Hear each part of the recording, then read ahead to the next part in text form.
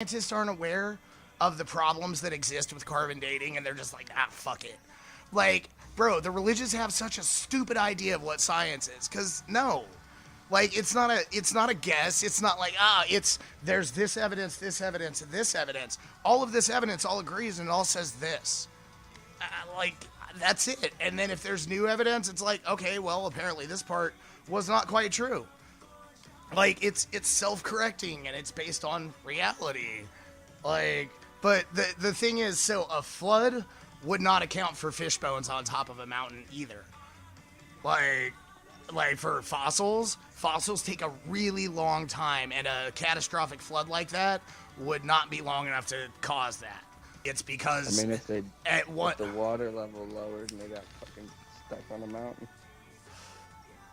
Yeah, but they would be on top of a mountain, and mountains aren't really like good places for fossilization. And we know what floods. Yeah, but if you got, and we know what floods look like.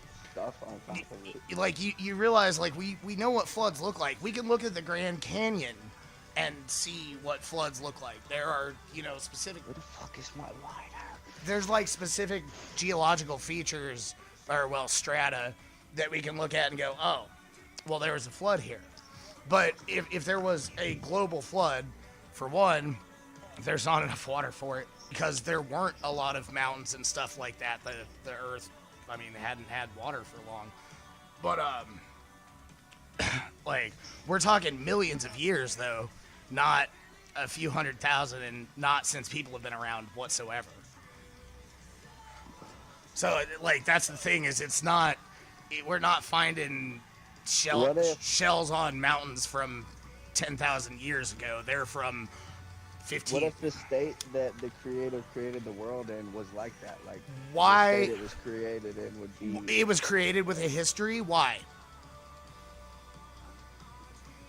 Who knows, bro? You can't think that no, bro. But no, that's the thing, is, why does this story make any more sense than Thor and Odin? But that's the thing, is... This small beings in this tiny, or this giant-ass universe, bro.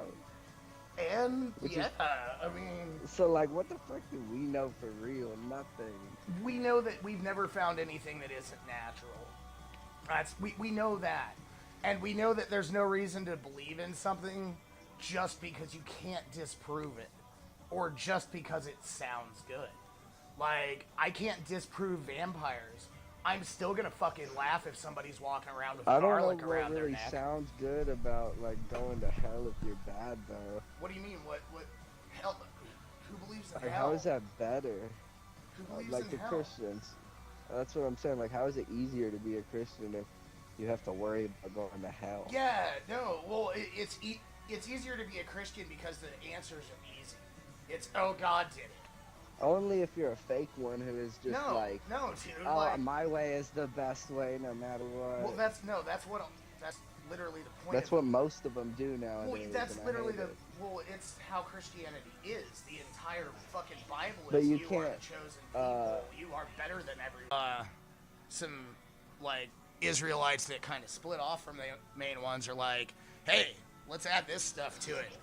Which, they Jesus talks about Moses and stuff like that, and, so there might have been a historical person named Jesus, but I don't think any of the third-person accounts of him, written 60-plus years after his death, are in any way accurate. There's no reason to believe any of the supernatural claims about him, if he even existed, which, unlike what most religious people think, historians do not agree that he actually existed.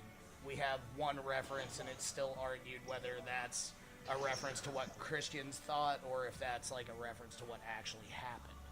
And it probably 30 to 40% of the historical community does not believe that Jesus existed at all. I get, if you actually study the Bible, dude, the Bible is gross. It tells you how to own slaves. The 10 Commandments are bunk. 3 of them are just, it's just God being a petty jealous